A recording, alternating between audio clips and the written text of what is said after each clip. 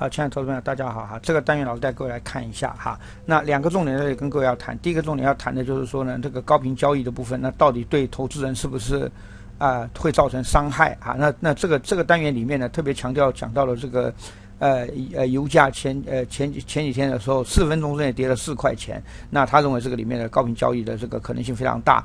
那另外一个重点要带各位来看的就是说，在这个整个的这个里面谈的正反两面，在这个谈的过程中的时候，那最后的重点是在后面的时候，它有一些那个三方都在谈话的状态，还蛮乱的。那你看看你听得懂听不懂？如果听得懂，表示你的英文程度不错。来，我们看看怎么解释来看。Now, one former trader is calling it a rigged game. His views on the front of today's Wall Street Journal, saying rapid-fire trading firms are cutting in front of everyday investors to buy stocks. He says that's just plain unfair. These are some of the reasons. Dennis Kelleher of Better Market says that the system is broken and technology is to blame.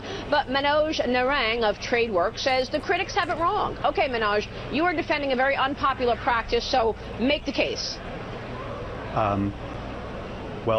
Unfortunately, part of my job has become to defend against ludicrous and ill-informed allegations about a practice that most people don't really understand very well. In this case, these particular order types that people are complaining about that supposedly give certain market participants the ability to jump in front. These order types, first of all, let me just say I'm not a big fan of because they're complex. And part of the problem with complexity is it induces certain people who don't understand how the market really works to make spurious allegations driven by paranoia. But in general, the ironic fact is that these order types exist to make the markets more fair, not less fair. The regulatory regime that holds the markets together, Regulation NMS, has some very well-known flaws.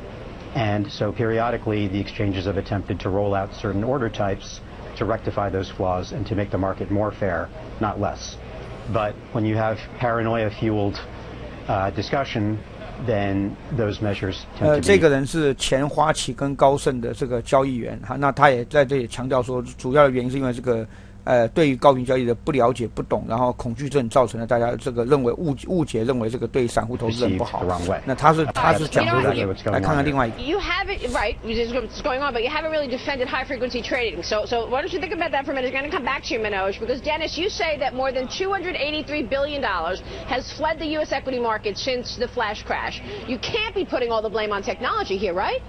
Absolutely not, Maria. You're right. There's a lot of factors that 注意 go 看 into 这个人，他现在目前这个地方是个什么？有点类似于像投资人保护协会，或者是我们讲说什么公平正义的这个交易之类的哈。我们看一下他在怎么来谈他的。Historically, there's a remarkable correlation between investor inflow into equity markets when there's a rising market, and this is the first time, and we've had a rising market for some time now. It's the first time in history, I believe, where we haven't seen those inflows when the market's moving up. So there's a variety of things that indicate that investor confidence and confidence generally in these markets is very low, and for good reason. For example, the Chicago Business School just did a study. Only 15% of the public has confidence in the equity markets.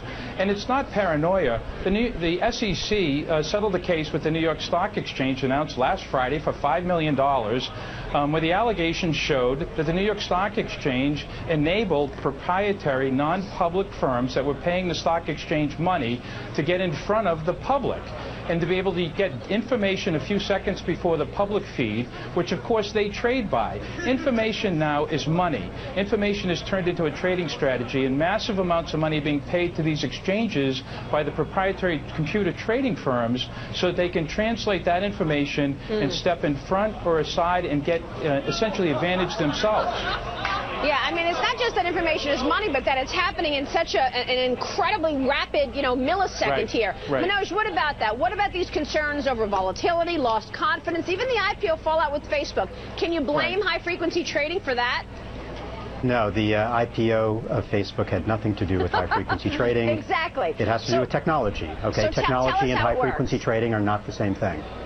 Well, you're right, although... Go ahead, Manoj.